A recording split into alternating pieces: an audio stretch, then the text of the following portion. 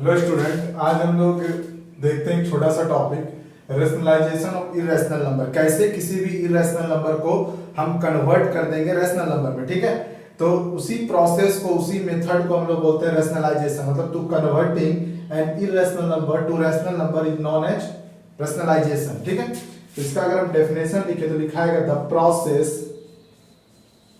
Process by which an irrational number is converting into a rational number by multiplying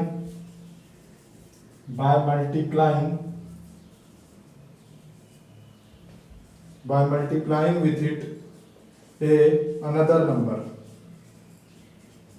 is known as rationalization। ठीक है, मतलब एक irrational number को convert करना है किसमें, एक रैशनल नंबर में। ठीक है, कैसे मल्टीप्लाई करना है। ठीक है, multiplying with a another number, मतलब जब इरेशनल नंबर को हम किसी भी अनदर नंबर के साथ, ऐसे अनदर नंबर के साथ मल्टीप्लाई करेंगे जिससे कि वो इरेशनल नंबर कन्वर्ट हो जाएगा रैशनल नंबर पे, तो उसी प्रोसेस को हम रैशनलाइजेशन बोलते हैं। ठीक है, और जिस नंबर से इरेशनल नंबर में मल्टीप्लाई करेंगे रैशनल नंबर में कन्वर्ट होने के लिए, उस नंबर को हम लोग बोलेंगे रैशनलाइजेशन फैक्टर। तो हम लोग यहाँ पे लिख सकते हैं the number with which the given number is multiplied, with which the given number is multiplied is known as rationalization factor।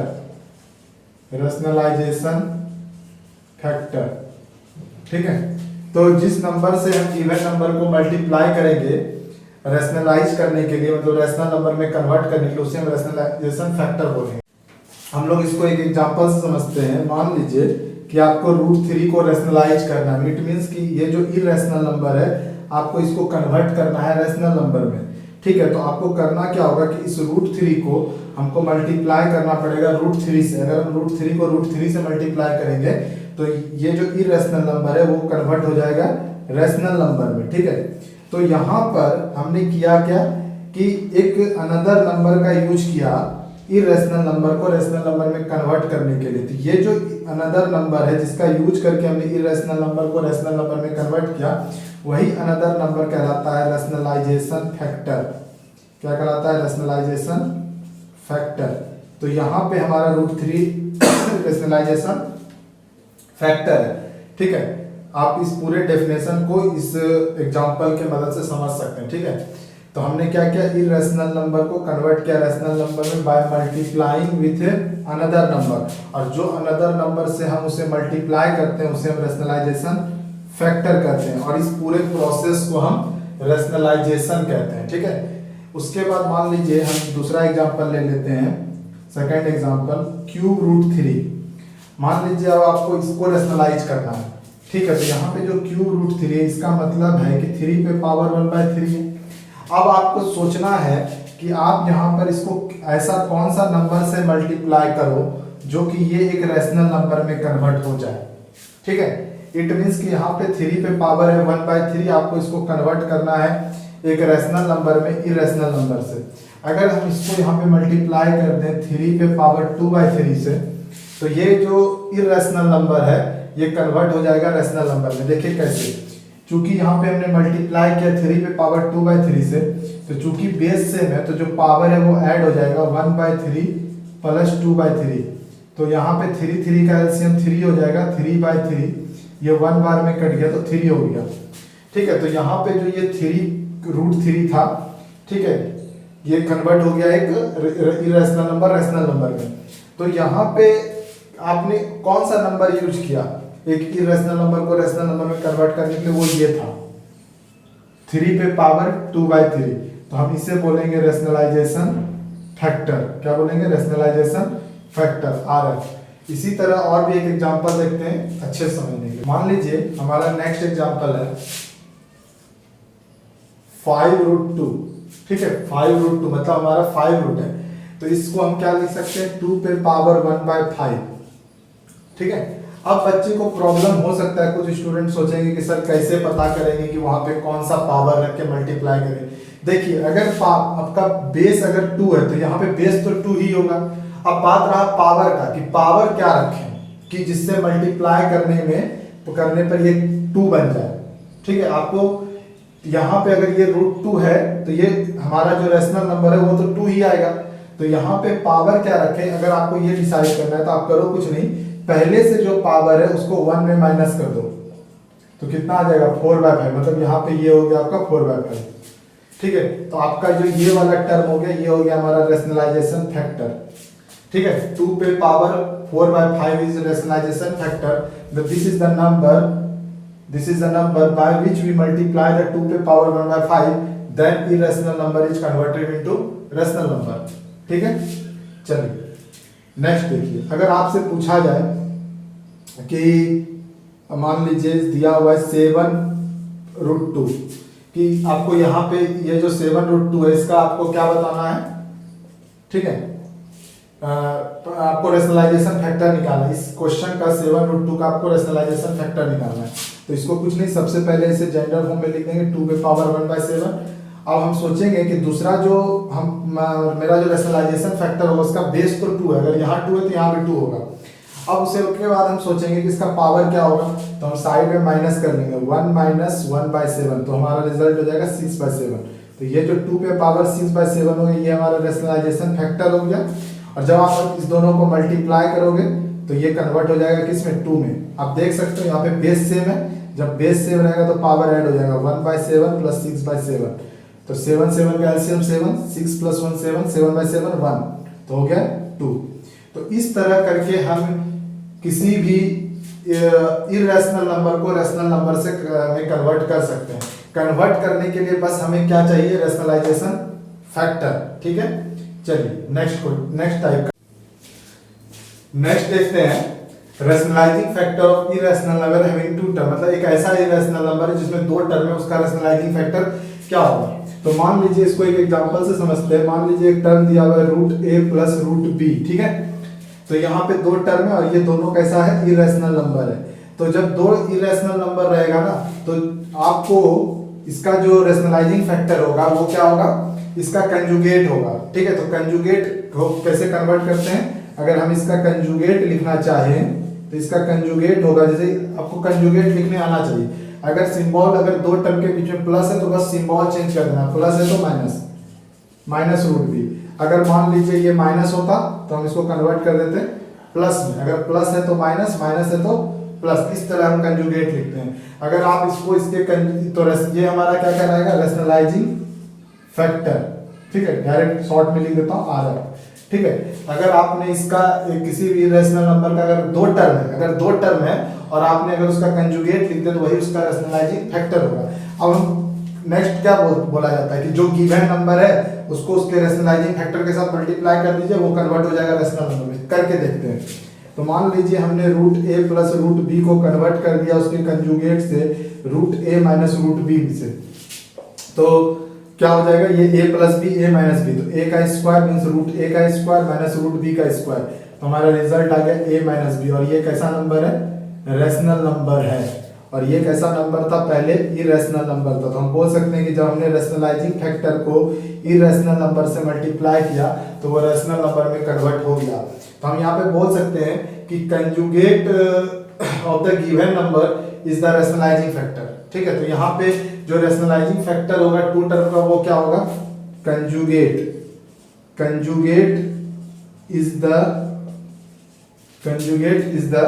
Rationalising factor of 2 terms of irrational number.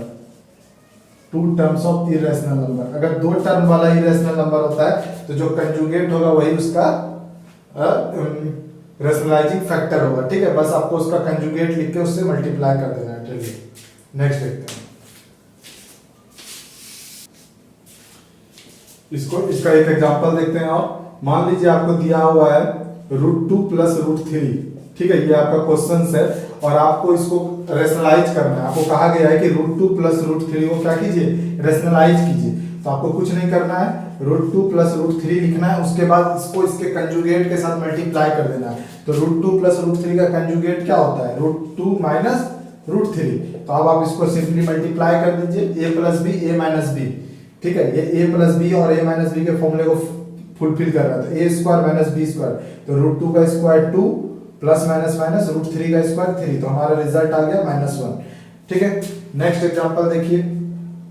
मान लीजिए आपको नेक्स्ट एग्जांपल दिया गया है √3 माइनस √2। ठीक है, तो इस बार इसको बोला गया है कि रेशनलाइज कीजिए। बस रेशनलाइज करना है का मतलब है रेशनलाइजिंग फैक्टर। अच्छा, एक और बात, अगर आपसे पूछा जाता कि ये जो पहले क्वेश्चन हमने दिया है कि इसमें what is the rationalising factor, अगर आपसे ये पूछा जाता है कि रेशनलाइजिंग फैक्टर क्या है, तो ये जो चीज है ना, इसी को हम रेशनलाइजिंग फैक्टर बोलेंगे। अगर √2 minus √3 is the rationalising factor of √2 plus √3। ठीक है, अब आपको इसको रेशनलाइज करने के लिए कहा गया। सबसे पहले हम इसका रेशनलाइजिंग फैक्टर लिखते हैं। तो इसका रेशनलाइजिंग फैक्टर क्या होगा, इसका कंजुगेट। इसका कंजुगेट क्या होगा, √3 प्लस √2। अब आप इसे सिंपली मल्टीप्लाई कर दीजिए, a का स्क्वायर मींस 3 माइनस b का square a square minus b square 2। तो ये हो गया 3 माइनस 2 1। इस तरह करके हम रेशनलाइज करते हैं। और एग्जांपल देखते हैं। अब हम डिनोमिनेटर को रेशनलाइज करना सीखते हैं। डिनोमिनेटर कहने का मतलब है कि जो हमारा इरेशनल टर्म है वो डिनोमिनेटर में, मान लीजिए ऐसा क्वेश्चन है 1/√3 माइनस √2। आपको क्वेश्चन पूछा गया है रेशनलाइज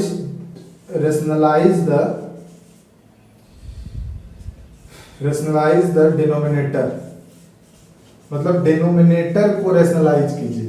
ठीक है, डिनोमिनेटर को रेशनलाइज कीजिए। तो आपको क्या करना है, आपको करना तब क्या है कि जो आपका इरेशनल नंबर है, जो आपका डिनोमिनेटर वाला टर्म है, उसके कंजुगेट से, जो डिनोमिनेटर में आपका इरेशनल टर्म है उसको उसके कंजुगेट से ऊपर नीचे मल्टीप्लाई कर दीजिए। मतलब आप ऊपर मल्टीप्लाई कर दीजिए √3 प्लस √2 से, और नीचे भी मल्टीप्लाई कर दीजिए √3 प्लस √2 से। मतलब √3 माइनस √2 का कंजुगेट क्या होगा, √3 प्लस √2, और √3 मतलब न्यूमरेटर में मल्टीप्लाई कर दीजिए, डिनोमिनेटर में मल्टीप्लाई कर दीजिए।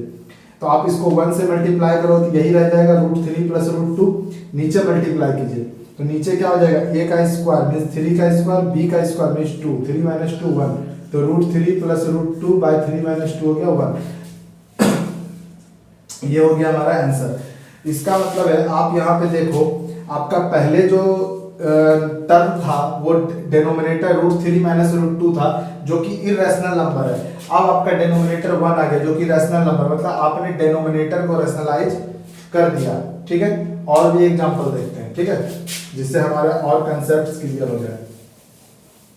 ठीक है, देखिए मान लीजिए आपको एक क्वेश्चन दिया गया है 2 माइनस √2 अपॉन 2 प्लस √2, और आपको लिखा गया रेशनलाइज द डिनोमिनेटर।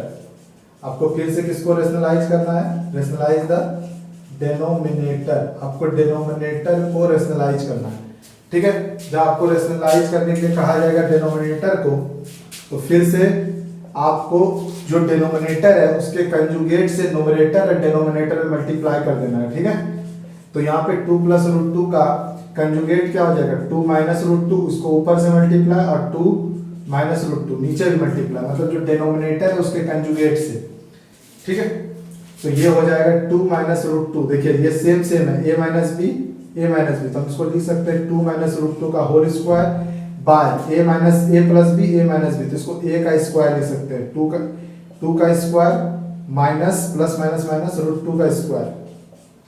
तो इसको तोड़ दीजिए, आप इसका होल स्क्वायर कर सकते हो। तो होल स्क्वायर हो जाएगा a स्क्वायर 4 माइनस 4√2 प्लस √2 का स्क्वायर 2। इसको तोड़ो 4 माइनस 2, आप इसको सॉल्व करो 6 हो गया माइनस 4√2 बाय 2। इस तरह करके आप आंसर निकाल सकते हैं। ठीक है, और क्वेश्चन देखते हैं एक और। नेक्स्ट क्वेश्चन है कि आपको वैल्यू निकालना है a और b का, जब आपको दिया हुआ है कि this term is equal to this term. ठीक है, तो आपको करना कुछ नहीं है, आपको यहाँ पे इसके डिनोमिनेटर वाले टर्म को रैशनलाइज करना है। डिनोमिनेटर को ही क्यों रेशनलाइज करेंगे, क्योंकि जो ऊपर में न्यूमरेटर वाला जो टर्म है उसमें हम देख सकते हैं कि इरेशनल नंबर है। इसका मतलब है कि जब हम इस दोनों को इक्वेट करेंगे तो जो ये वाला टर्म है इसमें भी हम कोशिश करेंगे कि ये जो हम कोशिश नहीं यही करेंगे कि डिनोमिनेटर वाला जो टर्म है उसका हम रेशनलाइज करें। ठीक है, ऊपर इरेशनल नंबर रहे हमको उससे कोई दिक्कत वाली बात नहीं है, क्योंकि जो टर्म इसके इक्वल है उसमें भी न्यूमरेटर में इरेशनल नंबर है, तो इधर भी न्यूमरेटर में इरेशनल नंबर रह सकता है लेकिन डिनोमिनेटर में इरेशनल नंबर नहीं रहेगा। तो चलिए हम इसे रेशनलाइज करते हैं। तो 3 + √7 / 3 - √7, तो इसको रेशनलाइज कैसे करते हैं, जब तो यहाँ पे जो ये 3 - √7 टू टर्म है, तो जब दो टर्म होता है तो कंजुगेट से गुना करेंगे। तो 3 - √7 का कंजुगेट क्या हो जाएगा, 3 + √7, न्यूमरेटर में मल्टीप्लाई करेंगे और डिनोमिनेटर में भी मल्टीप्लाई करेंगे। जब हम डिनोमिनेटर को रेशनलाइज कर रहे होते हैं तो न्यूमरेटर में मल्टीप्लाई, डिनोमिनेटर में मल्टीप्लाई। चलिए, तो अब 3 + √7 का होल स्क्वायर हो गया और नीचे हो गया a + b a - b, तो a का स्क्वायर 9, b का स्क्वायर 7। आप इसे तोड़ दीजिए, 3 का स्क्वायर 9 + 9 × 2 = 18 √7, 2ab। ठीक है, 2ab तो हो जाएगा, सॉरी 6 √7 प्लस √7 का स्क्वायर कर दीजिए 7/2, तो 9 + 7 कितना हो गया, 16 + 6 √7/2। आप क्या कीजिए, इस 2 को सेपरेट कर दीजिए। जब आप इस 2 को सेपरेट कीजिएगा तो हो जाएगा 17/2 + 3 √7। अब आप एक चीज देखिए, क्वेश्चन में दिया हुआ है कि ये टर्म जो है वो इसके इक्वल है, तो यहाँ पे जो ये टर्म आया है वो इक्वल किसके, a + b √7। अब आप इस दोनों को कंपेयर कीजिए, क्या करिएगा, कंपेयर। जब कंपेयर कीजिएगा तो आप पाइएगा कि a का वैल्यू 17/2 है और b का वैल्यू 3 है।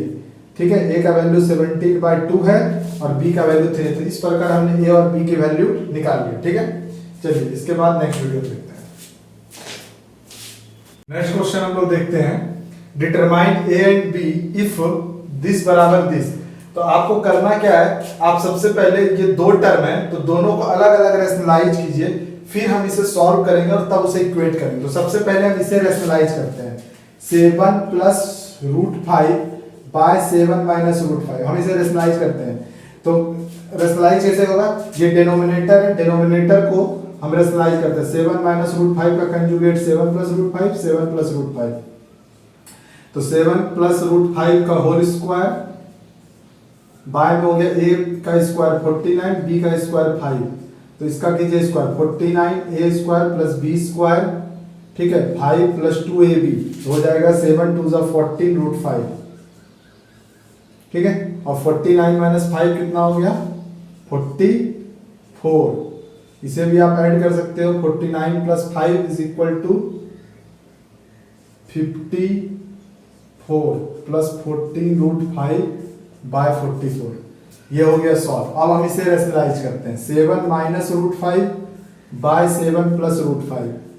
तो इसको रेशनलाइज कैसे होगा, 7 + √5 का कंजुगेट 7 - √5, 7 - √5, तो ऊपर हो गया 7 - √5 का होल स्क्वायर, नीचे हो गया a + b a - b, मतलब a का स्क्वायर माइनस b का स्क्वायर।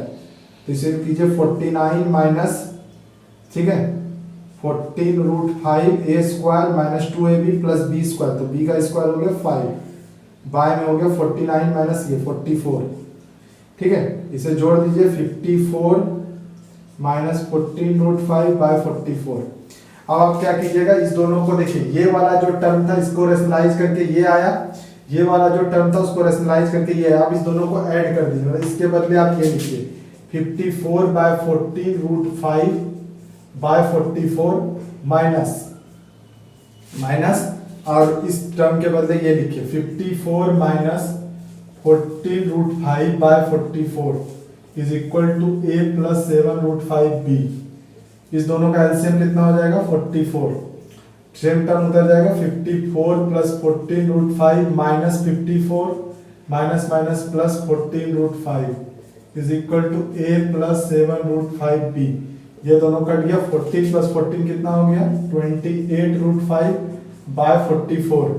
ठीक है, आप इसे कटा दीजिए, कितने बार में कट जाएगा, तो 2 से हो गया 14 और ये हो गया 4 से कटा दीजिए 7 और ये हो गया 11 बराबर a + 7 √5b तो यहाँ पे हो गया 7/11√5 is equal to a plus 7√5b। आप यहाँ देख सकते हो कि यहाँ भी 7√5 है, यहाँ भी 7√5 है। यहाँ पे जो b है वो इसके बदले यहाँ पे कौन सा टर्म है, ये 1/11, और यहाँ पे अगर कुछ नहीं है, अब a यहाँ पर है a प्लस, तो यहाँ पे इसके इस टर्म के साथ तो कुछ प्लस में नहीं है, तो हम यहाँ पे बोल देंगे ये 0 है ऐड में। हम इसे लिख सकते हैं इस फॉर्म में 0 + 7√5 into 1/11 equal to a plus 7√5 into b। अब आप इसे कंपेयर करोगे तो आपको पता चलेगा कि a का वैल्यू 0 है और b का वैल्यू 1/11 है। इस तरह करके हमने a और b का वैल्यू निकाल दिया। इस तरह करके हम लोग रेशनलाइजेशन वाला बहुत सारा क्वेश्चंस कर सकते हैं।